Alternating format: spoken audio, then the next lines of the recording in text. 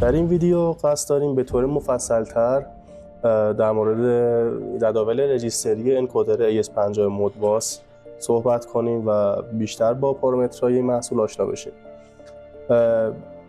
به همین دلیل در ابتدا لازم داریم تا فایل راهنمای محصول رو از سایت هوشیار صنعت و از صفحه محصول دانلود کنیم.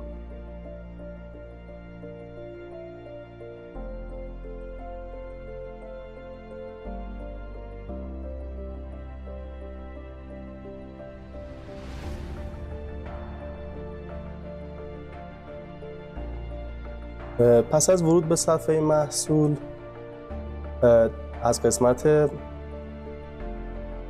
راهنمای محصول فایل راهنمای محصول رو دانلود می‌کنیم.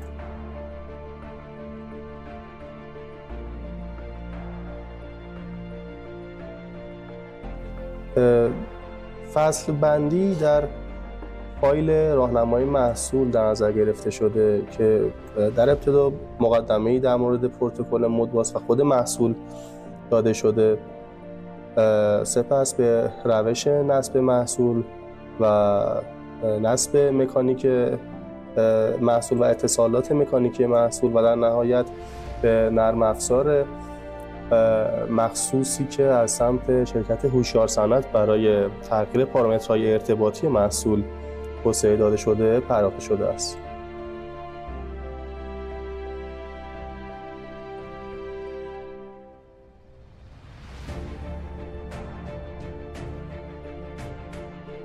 جدول شماره 2 به عنوان پارامترهای ارتباطی در این جدول 5 رجیستر وجود داره. رجیستر اول با عنوان پیکربندی و با آدرس هگز 0 تعیین شده.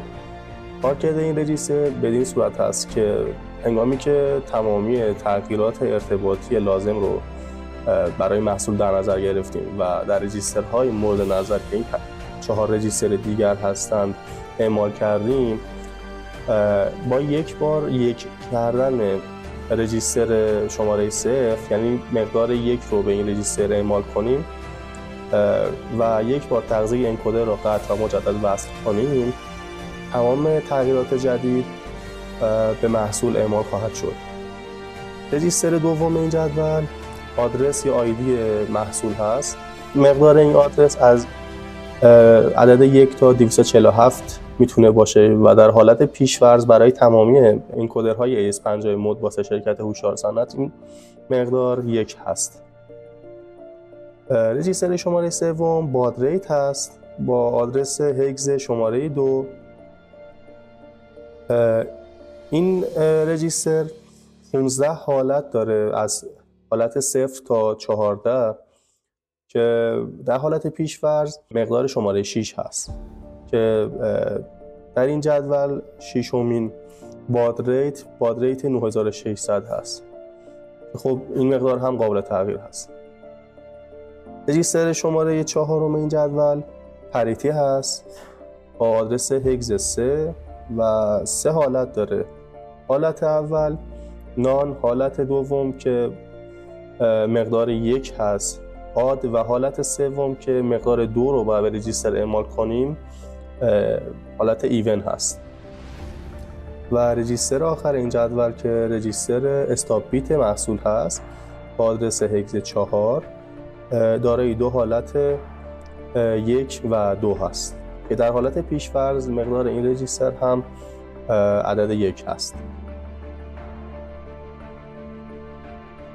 جدول مهم دیگه‌ای که توی این فایل راهنما میتونیم بهش بپردازیم جدول شماره 3 هست که این جدول و رجیسترهای این جدول به طور مفصل و کامل در ویدیوهای بررسی اتصال انکودر مودباس به HMI دلتا کاملا توضیح داده شده و پیشنهاد میکنم برای آشنایی بیشتر با این رجیسترها اون ویدیو رو مشاهده بفرمایید. و در نهایت جدول آخر این فایل راهنما که جدول شماره 4 هست با عنوان پارامترهای خواندن موقعیت. در این جدول دو رجیستر اصلی داریم که هر دو در مود رید هستند و قابلیت تغییر ندارن از سمت کنترلر یا از سمت مستر. رجیستر اول این جدول مقدار زاویه‌ای هست که از سمت انکودر فیدبک داده میشه به کنترلر با آدرس هگز 10 و مقدار این رجیستر در یک 360 درجه از 0 تا 36000 عدد تغییر میکنه. معادل 360 درجه با 2 عدد اعشار هست. و رجیستر شماره 2 این جدول هم موقعیت خام محصول رو نمایش میده با آدرس هگز 11 که مقدار این موقعیت خام بر اساس رزولوشنی هست که برای محصول در نظر گرفته شد. اگر رزولوشن محصول در یک 360 درجه 16 بیت باشه، مقدار این رجیستر از 0 تا 65535 تغییر خواهد کرد. انکودر مودباس AS50 شرکت هوش صنعت یک انکودر سینگل ترن هست و بدین معنی که تنها در یک دور تمامی مقادیر رزولوشن رو به کنترلر فیدبک میده و اگر 360 درجه کامل بشه و مجدد زاویه از 0 شروع بشه، مقدار موقعیت هم 0 خواهد شد و به صورت اینکریمنتال افزایش پیدا نمیکنه.